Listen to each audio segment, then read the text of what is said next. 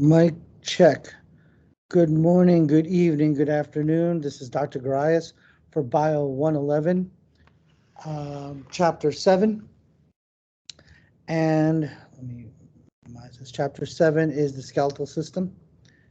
Let us make this a little smaller so we can see everything. And we're talking about the bones. And remember, we discussed the bones. It's part of the skeletal system. So the actual bones are actual living, breathing things. They can die, they can live, they can thrive, and they can also get sick and have pathologies.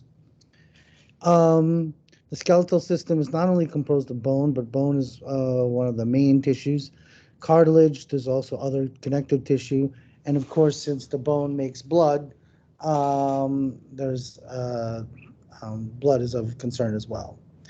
Functions are as follows. It's support and protection of softer tissues. We saw this in laboratory. Those of us who have had broken bones know that once they're broken, can't move very well. I already told the leukemia story, like I always do every term, because if you got a blood problem, you're most likely going to have a bone problem, because bone is responsible for hematopoiesis, which is blood cell formation, which is the formation of not only red blood cells, but white blood cells and your platelets as well. And we already talked about vitamin D and calcium and osteocytes and osteoblasts and osteoclasts. We'll be going over that again here in this chapter, because that's where calcium mineral storage, and remember, it is calcium and phosphorus is what makes bone strong. Skeletal system has two divisions, axial and appendicular. Remember, the shoulder and pelvic girdle are part of your appendicular skeletal system. They're different, and you know us in science love doing classifications. So the first classification is by shape. If you look at this picture here, long bones are long, and you have some irregular bones here in letter D and letter B here. Sesamoid, which is like looks like a sesame seed, and flat, which is your skull. Now, if we look at our wrists, right, and our ankles, this is a poor example, the tarsal bones, but the carpal bones are a better example of cube-like bones, okay? And that is your carpal bones of your wrists. I'm looking more at B, or your tarsal, this part of your ankle, as an irregular bone, and definitely your vertebrae is also irregularly shaped. This is your femur, longest, heaviest, strongest bone in your body, and it is a long bone. Know your parts of the long bone. Let's go over them. Zoom in. The ends of your bone are called your epiphysis. Then it changes or metaphasizes. No, that's not a good word. Let's strike that, because metastasis sounds like too much like metastasis, and that's the last thing we want in our bone. So let's start off again. Epiphysis, epi on top. You also have epiphysis on the ends. Okay, then you have this area here called your metaphysis. And the shaft, or the length of the typical long bone, is called your diaphysis. There is an outer coating called your periosteum. There's an inner coating or inner protective lining of bone called your endosteum. You'll also see compact bone on the outer edge, and spongy bone in the middle. You can also see that there's arteries, veins, and nerves all inside the bone. This area right here, the epiphyseal plate, that if it is plate, that means we're discussing someone who's younger than adolescent age. But when you stop growing, it becomes your epiphyseal line. This is your spongy bone. There are two types of marrow, red and yellow. Red is where blood is, or hematopoiesis is, and the yellow marrow is where the fat lies. Oopsies.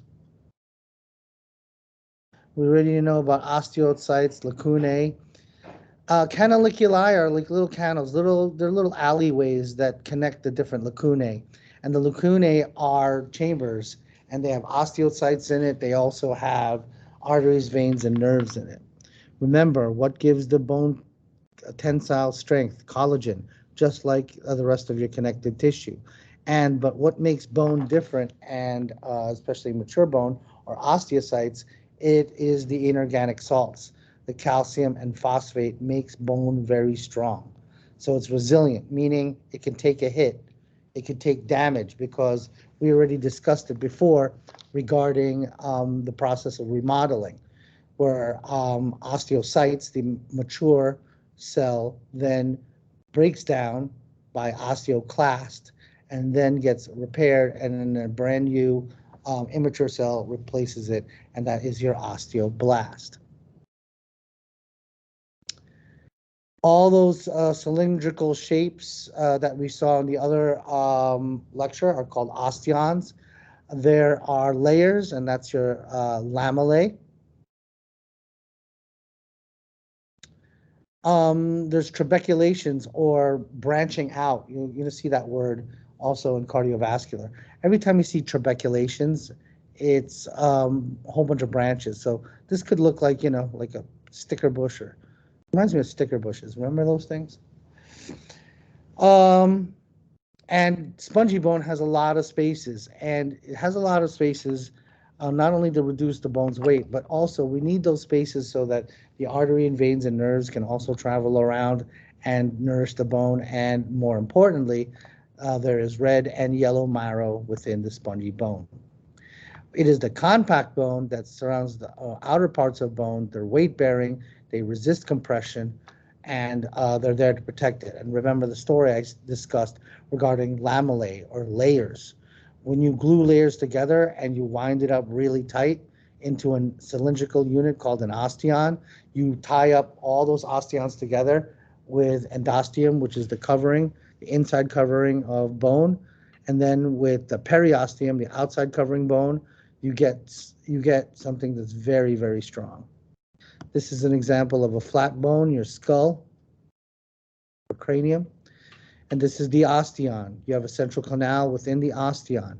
There's a whole bunch of them that are glued together.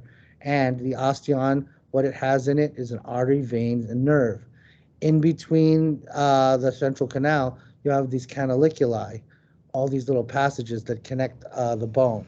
And the larger blood vessels and the larger nerves will be inside the spongy bone that has more space, as you can see here.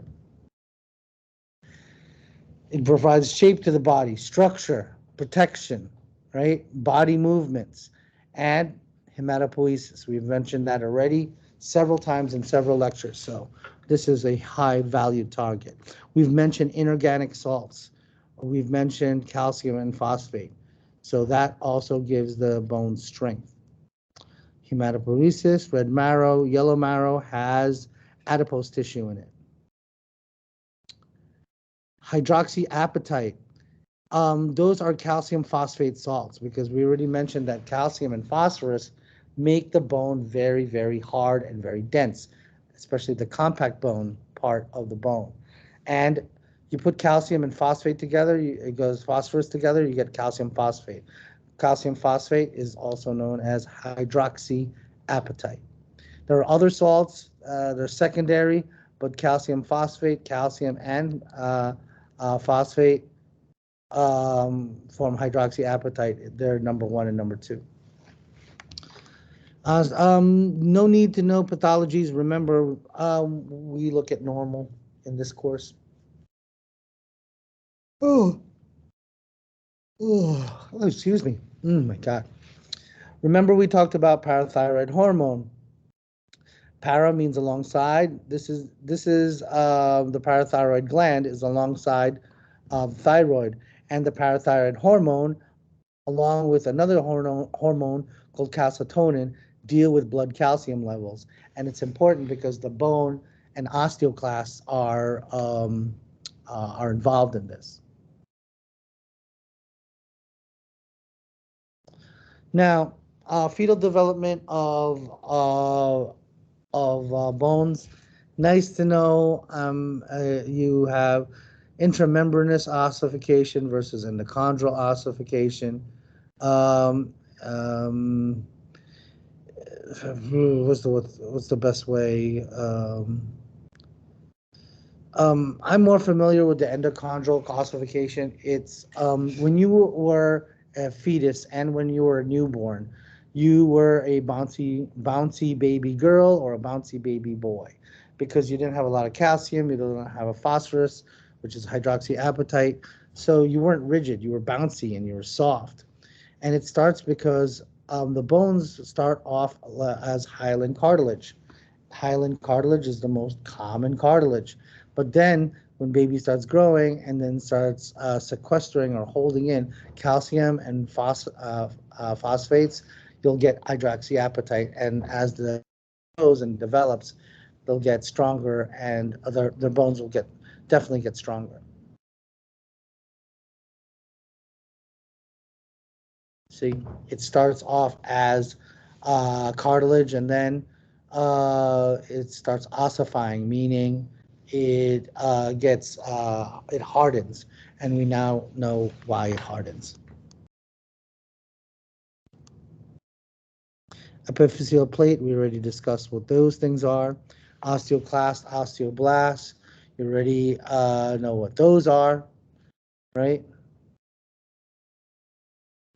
Know your vitamins. Vitamin D deals with calcium absorption. We already saw vitamin D when your skin is exposed to, a healthy dose of UV radiation from the sun. Vitamin Vitamin A deal with bone items, and it also deals with your eyes. Vitamin C, think C, collagen synthesis. So, and vitamin B, since let's round off A, B, C, D. Vitamin B deals with also bone and brain development. Actually, the vitamin B complex was rumored years ago to deal with memory, but has since then been debunked. But vitamin B definitely deals with blood and bone formation and maturity. Okay. And vitamin E, let's just add one more. Vitamin E deals with antioxidation. And yeah, let's keep it ABCD. We'll talk about antioxidants at another time. So know this, no growth hormone will stimulate what? Cartilage. And once you have cartilage, you can have ossification of the cartilage and then full-blown mature bone. Do not need to know the pathologies. Number of bones you don't need to know. Well, let's talk about these things called sutures. Sutures are joint lines that shouldn't really move too much. And we already know about the parietal bone and occipital bone. So remember when you were a baby, you had fontanelles, you had soft spots. Well, those soft spots grew, and then when those bones or cartilage start,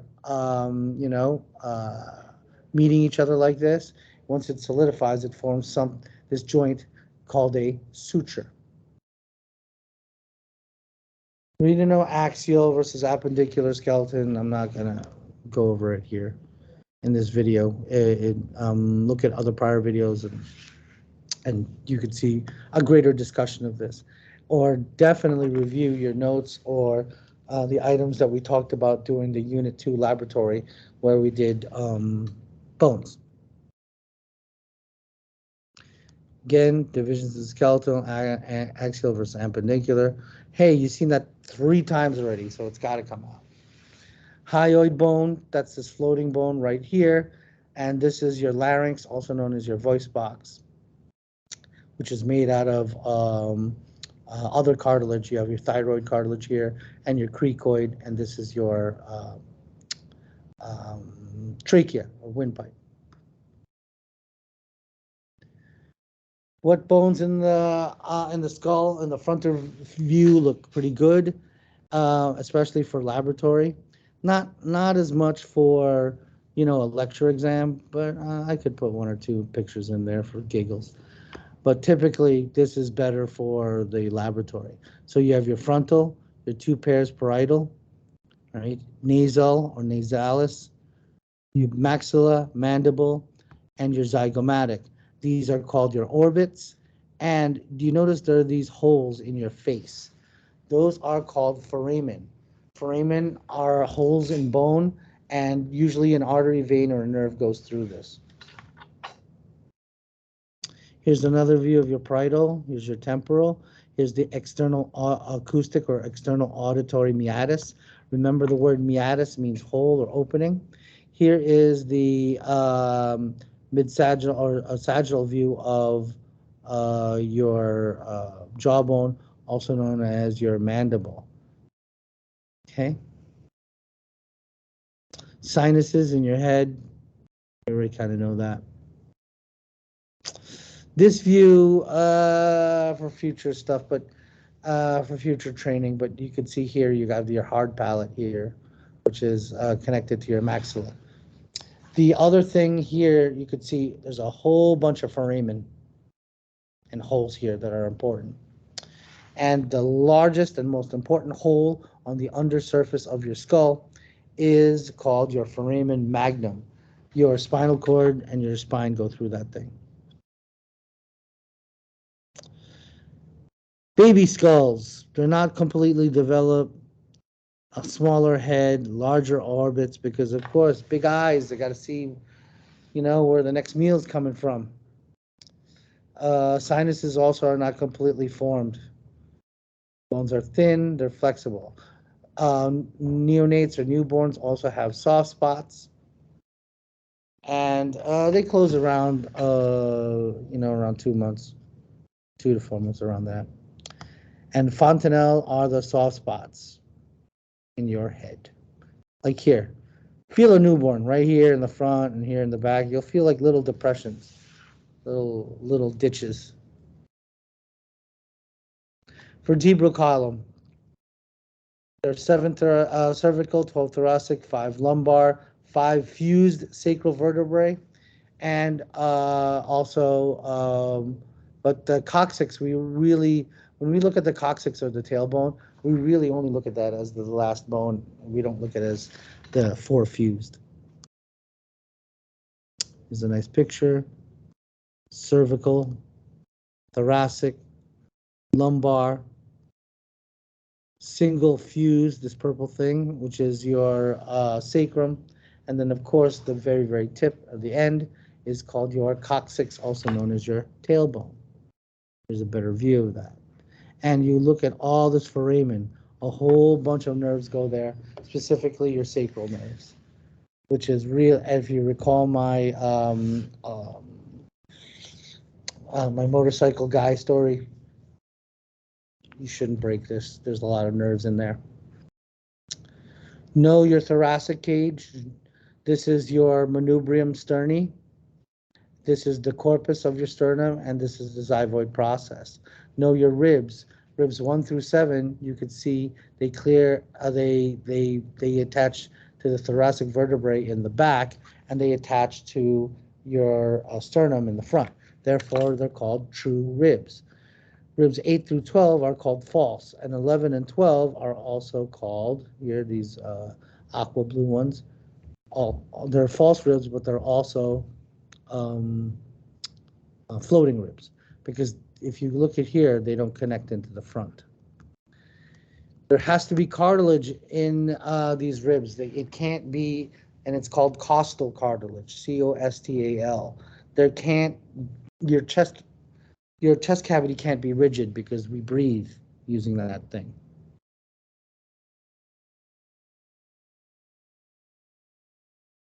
Here's some nice terms: shaft, head, tubercle, costal cartilage.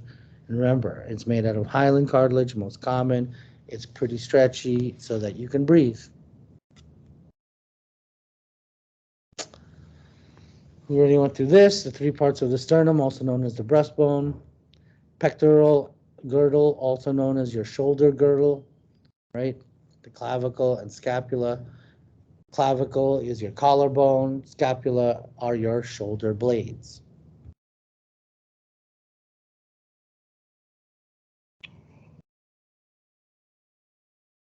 Humerus, radius, and ulnar. Remember, radius is thumb side, carpals are wrist, metacarpals is the dorsum of your hand, and the phalanges numbered 1 through 5. Hand, the only thing I need to know is your carpal bones are a bunch of cube-like or cuboidal bones in your wrist. Metacarpals, they're cuboidal to irregular. They are on your ankles. And of course, proximal, middle, and distal phalanx, which is the parts of the finger, right? But also regarding phalanges, upper extremity, fingers, lower extremity, toes. And they're numbered 1, 2, 3, 4, 5. 1 being the thumb side. More pelvic girdle, very nice. Recall my Friday lab little dance I read, UB-ilin, right? Ilium, ischium, pubic symphysis is this cartilage here, and your pubis bone is right here.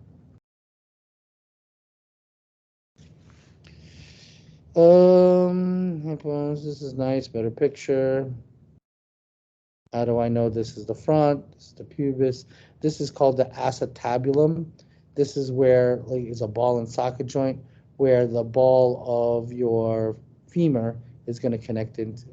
And of course, the obturator foramen, the muscle obturator goes through this hole in our patient's hip right here. Know the difference between female and male pelvis. Of course, pubic arch is angle. Everything's angled for baby, right? So if you look at this inlet, much wider. Male, it's more narrow. Lower limbs, pretty good. We already went through that. Tibia, kneecap, sesamoid bone, your tibia, and fibula.